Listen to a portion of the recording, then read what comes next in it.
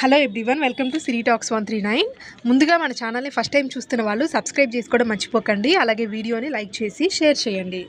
ఈ వీడియోలో most wanted దెయ్యాల బంగ్లా గురించి చెప్పబోతున్నాను. చాలామందికి కూడా దెయ్యాల గురించి కథలు వినాలన్నా, దెయ్యాల స్టోరీలు తెలుసుకోవాలన్న ఉత్సాహం అయితే ఎక్కువగా ఉంటుంది. ఎవరో ఎందుకండి, నాకు కూడా చాలా ఇంట్రెస్ట్ అనమాట. దెయ్యాల గురించి తెలుసుకోవాలనే ఇంట్రెస్ట్ అయితే నాకు చాలా ఉంది. ఇక ఇప్పుడు నేను చెప్పబోయే దెయ్యాల బంగ్లా ఎక్కడుందంటే బెంగళూరులో సెయింట్ మార్క్స్ రోడ్లో ఉందండి. బెంగళూరులో మోస్ట్ వాంటెడ్ డెవిల్ హౌసెస్ అని కొడితే టాప్ 5లో ఉంటుందన్నమాట. ఇక ఈ బంగ్లాని 1943వ సంవత్సరంలో వాజ్ అనే లాయర్ దీన్ని కట్టించారు. అప్పట్లో దీని ఆర్కిటెక్చర్ ఇదంతా చూసి కూడా అందరూ ఆశ్చర్యపోయారనమాట. అంత చక్కగా దీన్ని ఆంగ్లో ఇండియన్ స్టైల్లో రూపొందించారు. ఇక ఈ బంగ్లా నిండా కూడా అసలు రకరకాల యాంటిక్ పీసెస్ ఉండేవి. అలాగే వింటేజ్ కార్ కూడా ఉండేదన్నమాట. ఇక్కడ అతనికి 2 పిల్లలు. పెద్దమ్మాయి పేరు వెరా, అలాగే చిన్నమ్మాయి పేరు డాల్స్. అలాంటి ఈ బంగ్లా ఇప్పుడైతే ప్రేతాత్మల నిలయంగా మారిపోయింది. ఇంతకీ ఈ బంగ్లా పేరు ఏంటంటే టెర్రా వెరా బంగ్లా. వెరా అంటే ఇక్కడ ఇతనికి 2 పిల్లలు అని చెప్పాను కదండి, వాళ్ళ పెద్దమ్మాయి పేరు. ఇంకా అతను చనిపోయిన తర్వాత ఆ ఇల్లు వాళ్ళిద్దరు పిల్లలకి చెందాలి అని చెప్పేసి ముందుగానే అతను గిఫ్ట్ కింద రాసేసాడనమాట. ఆ తర్వాత వాళ్ళిద్దరు అక్కా చెల్లెలు చాలా సంవత్సరాల పాటు ఇందులో హ్యాపీగా ఉన్నారు. ఇక 2002 ఆ టయానికి వచ్చేసి వెరాకి 80 సంవత్సరాలు, అలాగే వాళ్ళ చెల్లెలు డాల్స్కి 75 సంవత్సరాలు వచ్చాయి. అనుకోకుండా డాల్స్ని ఎవరో కత్తితోటి పొడిచి చంపేశారు కిటికీ దగ్గర. ఇంకా తర్వాత వాళ్ళ అక్కకి కూడా నాకు కూడా ప్రాణహాని ఉందని అస్తమానం భయపడుతూ ఉండడంతో చుట్టుపక్కల ఉన్న వాళ్ళందరూ కూడా వెరాని అక్కడ నుంచి షిఫ్ట్ చేశారు పక్కన ఉన్నటువంటి అపార్ట్మెంట్స్కి. ఆ తర్వాత కొన్ని రోజులకి ఆమె కూడా చనిపోయింది అన్నారు. బట్ ఎలా చనిపోయింది ఏందనేది ఎవరికీ తెలియదు. అది కూడా ఒక మిస్టీరియస్ మ్యాటర్ కింద మిగిలిపోయింది.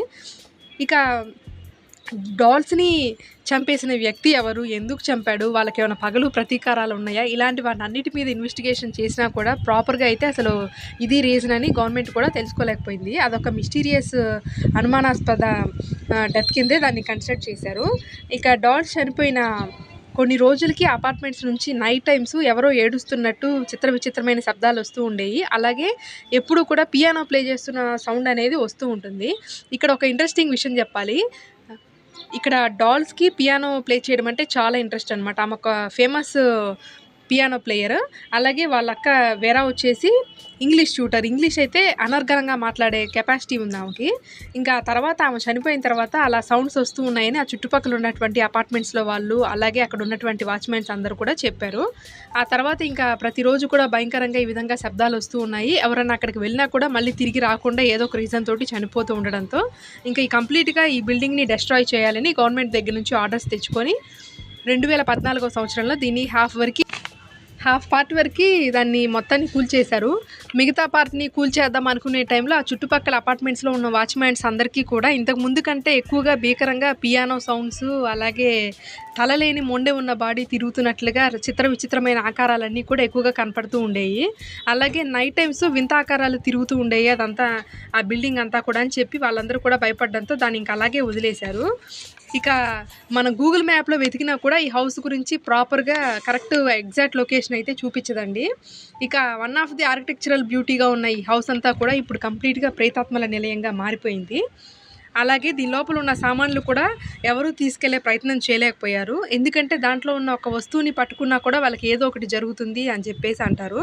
ఇంకా చాలామంది అయితే దెయ్యాల మీద ఇంట్రెస్ట్ ఉన్న నాలాంటి వాళ్ళు, ఇంకొంతమంది అందరూ కూడా అసలు దాని మీద వీడియో చేద్దాం, ఫొటోస్ తీద్దామని ట్రై చేశారు. కానీ అవన్నీ కూడా బ్లర్గానే వస్తున్నాయండి. అసలు క్లారిటీ అనేది లేదు.